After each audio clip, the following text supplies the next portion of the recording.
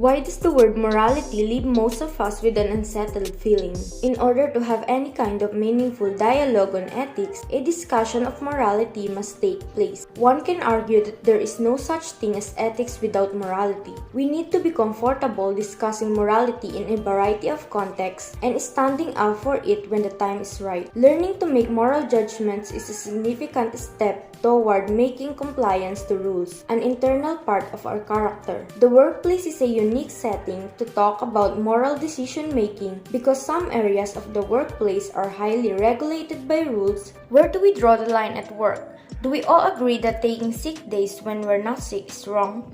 Do we all agree that lying in any way to protect the company or a coworker is always wrong? Do we all agree on whether or not taking home office supplies is theft? Should we use the photocopy machine on personal project?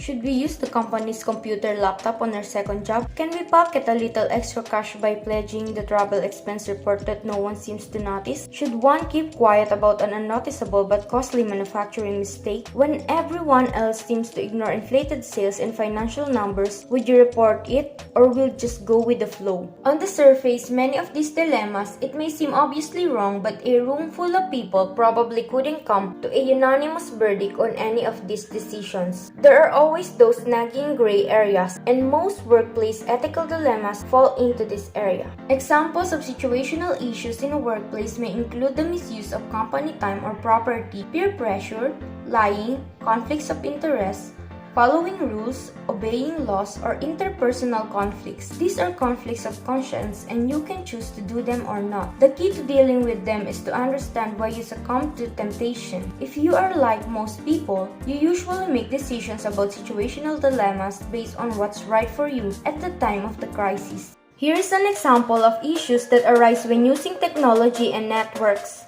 The most obvious morality issue with technology is simply the misuse of personal time, such as using company time to surf the web or conducting personal business at work.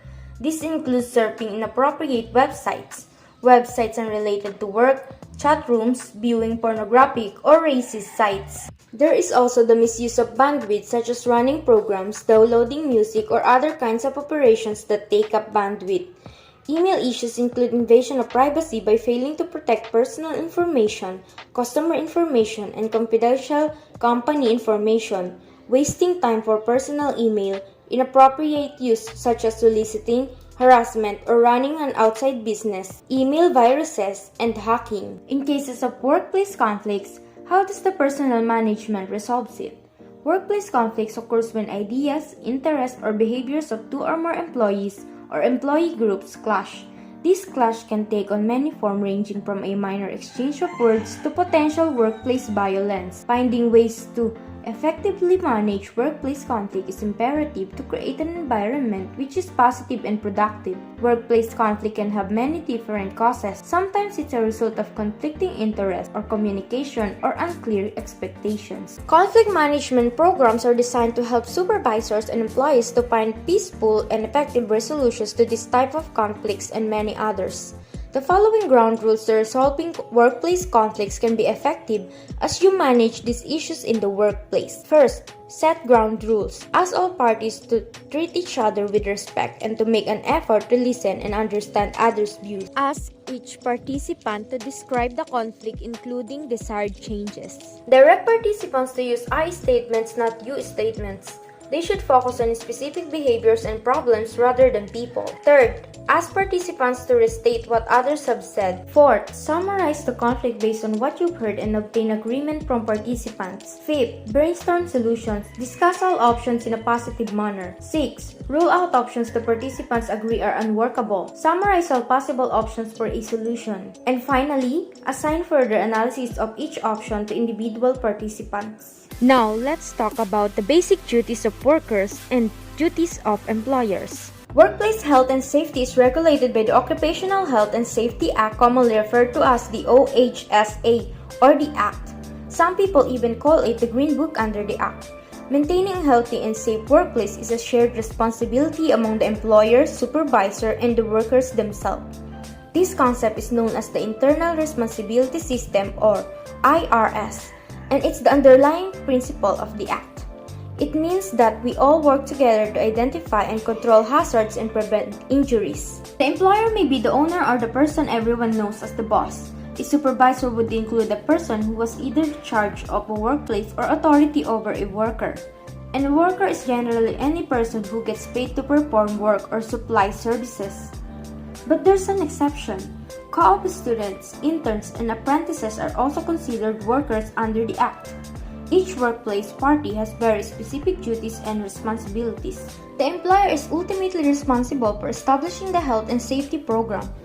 This includes determining the rules for working safely, training workers on the rules and procedures for working safely, providing the right tools and equipment, and ensuring they are maintained, managing hazards to eliminate or reduce the risk of injuries and illness, appointing a competent person as a supervisor, and take every precaution reasonable.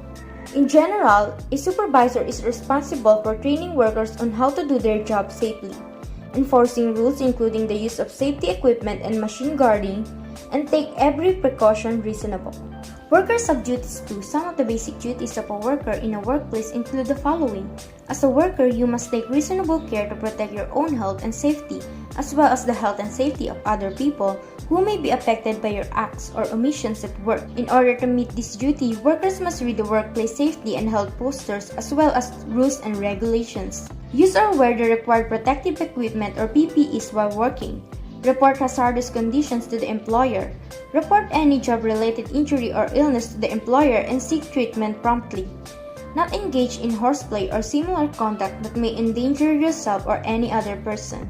Ensure that your ability to work without risk to your health or safety or to the health or safety of any other person is not impaired by alcohol, drugs, or other causes. In short, workers' duties are following safe work procedures and rules, using the safety equipment properly, and reporting hazards and injuries to their supervisors. This communication helps ensure that supervisors can respond quickly to potential hazards. That's all. Thank you for listening.